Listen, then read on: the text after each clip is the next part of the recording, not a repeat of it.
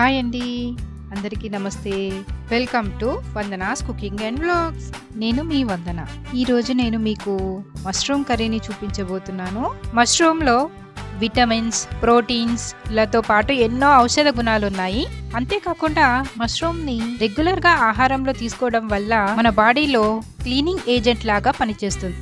మరి ఇలాంటి మష్రూమ్ని ఈజీగా ఎక్కువ మసాలాలేవి లేకుండా ఎలా ప్రిపేర్ చేసుకోవాలో చూసేద్దామా? ఫ్రెష్గా ఉన్న మష్రూమ్ని తీసుకుని 4 ముక్కలుగా కట్ చేసుకున్నాను. కట్ చేసి పెట్టుకున్న మష్రూమ్లని వేడి నీళ్ళల్లో ఉప్పు వేసి బాగా శుభ్రం చేసుకోవాలండి. ఎందుకంటే ఇందులో మట్టి ఎక్కువగా ఉంటుంది. అన్ని మష్రూమ్లని కూడా ఇలాగే శుభ్రం చేసుకొని పక్కన పెట్టేసుకున్నాను. ఇప్పుడు స్టవ్ పై ఒక ప్యాన్ పెట్టుకొని అందులో 3 స్పూన్స్ ఆయిల్ని వేశాను. ఆయిల్ కొంచెం వేడెక్కాక 2 మీడియం సైజ్ ఆనియన్స్ని సన్నగా తరిగి వేసుకున్నాను. ఈ ఆనియన్స్ని ఒకసారి కలుపుకొని దీనిలో 2 లేక 3 పచ్చిమిర్చి చీలికలు, 2 రెమ్మల కరివేపాకును వేసి కలుపుకున్నాను. ఆనియన్స్ కొద్దిగా ఫ్రై అయ్యాక కొద్దిగా పసుపు, ఇంకా 1/2 స్పూన్ అల్లం వెల్లుల్లి పేస్ట్ వేసి చక్కగా కలుపుకొని మగ్గించుకోవాలండి. ఇప్పుడు ఆనియన్స్ మగ్గిపోయాయి కదా, ఇందులో కడిగి పెట్టుకున్న మష్రూమ్లను వేశాను. ఇందులోనే ఒక చిన్న సైజు ఆలుగడ్డని సన్నగా తరిగి వేసుకున్నానండి. ఇది ఆప్షనల్ అండి, మీకు ఇష్టం లేకపోతే స్కిప్ చేయండి. మష్రూమ్ ముక్కలు, ఆలుగడ్డ ముక్కలు మంచిగా ఆయిల్లో మగ్గనివ్వాలండి 5 నిమిషాల పాటు. మష్రూమ్లని ఇలా మగ్గించుకున్న తర్వాత మెంతి కూరను యాడ్ చేశానండి. మెంతి కూర యాడ్ చేయడం వల్ల కర్రీకి ఇంకొంచెం టేస్ట్ యాడ్ అవుతుంది.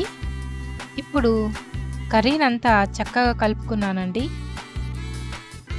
ఇందులో మీడియం సైజు 5 టమాటాలని సన్నగా తరిగి వేసుకున్నానండి. తర్వాత కర్రీని అంతా చక్కగా కలుపుకొని మరో 5 నిమిషాలు సన్నని మంటపై మగ్గించుకోవాలండి. ఎందుకంటే టమాటాలు కూడా మగ్గాలి కదా.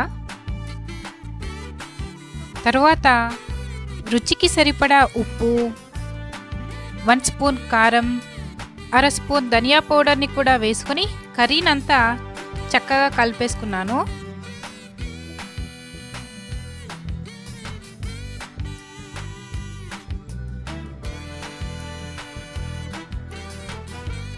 ఇప్పుడు ఇందులో 1/2 గ్లాస్ వాటర్ని యాడ్ చేశానండి.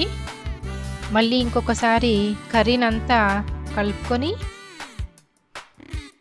దీనిపై మూత పెట్టి 10 నుంచి 15 నిమిషాలు మగ్గించుకోవాలండి.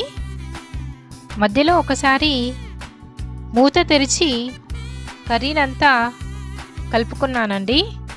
దానివల్ల కర్రీ అడుగంటకుండా ఉంటుంది. మళ్ళీ మూత పెట్టేశాను. ఇప్పుడు చూద్దామా? కర్రీ రెడీ అయిపోయిందండి. కొత్తిమీర వేసి గార్నిషింగ్ చేసేసుకుందాము. అంతేనండి, ఎంతో యమ్మీగా మష్రూమ్ కర్రీ రెడీ అయిపోయింది. ఈ మష్రూమ్ కర్రీని చపాతీలో కానీ అన్నంలో కానీ కలుపుకొని తింటే అద్దిరిపోతుందండి.